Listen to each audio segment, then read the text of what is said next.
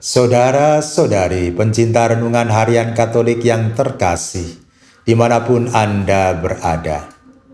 Renungan harian hari ini diambil dari Injil Lukas, bab 20 ayat 27 sampai 40. Saudara-saudariku yang dikasihi Tuhan, banyak orang yang mengira bahwa kehidupan setelah kematian itu seperti kehidupan di dunia, di mana orang butuh makanan dan minuman, menikah, punya keturunan, punya rumah, dan kekayaan lainnya.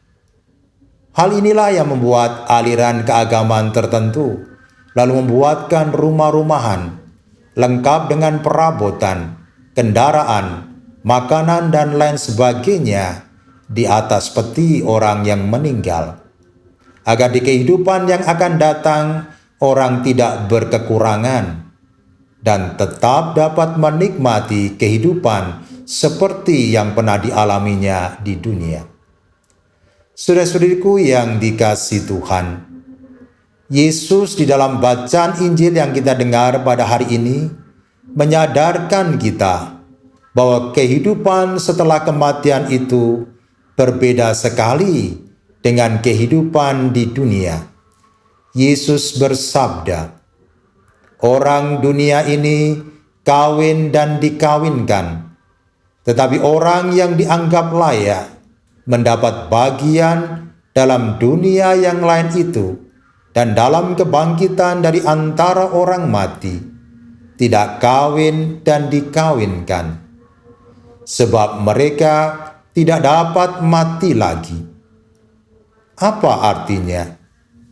Artinya bahwa di kehidupan yang akan datang, orang tidak lagi membutuhkan makan, kawin, dan dikawinkan, karena orang hidup di dalam keabadian.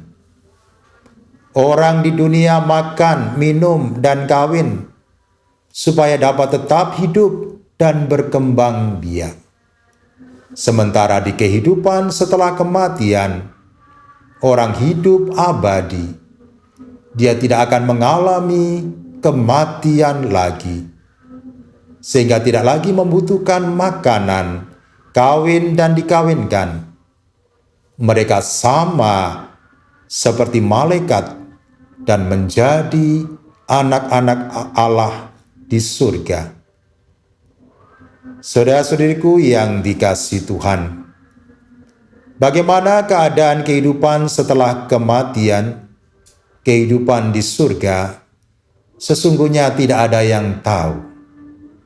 Apa yang dibayangkan oleh manusia mengenai surga hanyalah sebagian kecil dari realitas yang ada. Namun yang jelas, di dalam kehidupan setelah kematian, kehidupan di surga, orang beriman yang hidup sesuai dengan kehendak Tuhan akan mengalami kebahagiaan abadi yang tak dapat dilukiskan oleh manusia.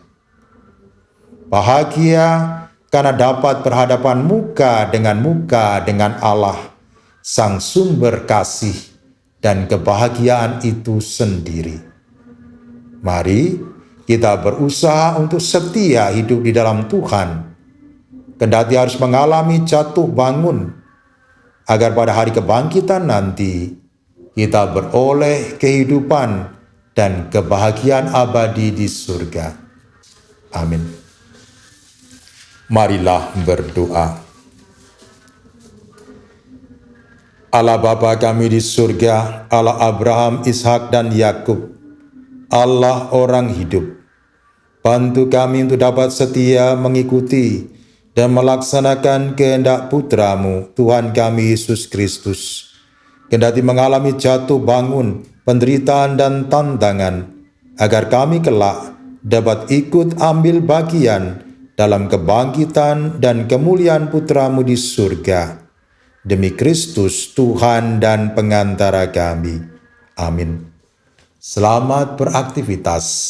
Tuhan memberkati Anda, Bapa, Putra, dan Roh Kudus. Amin.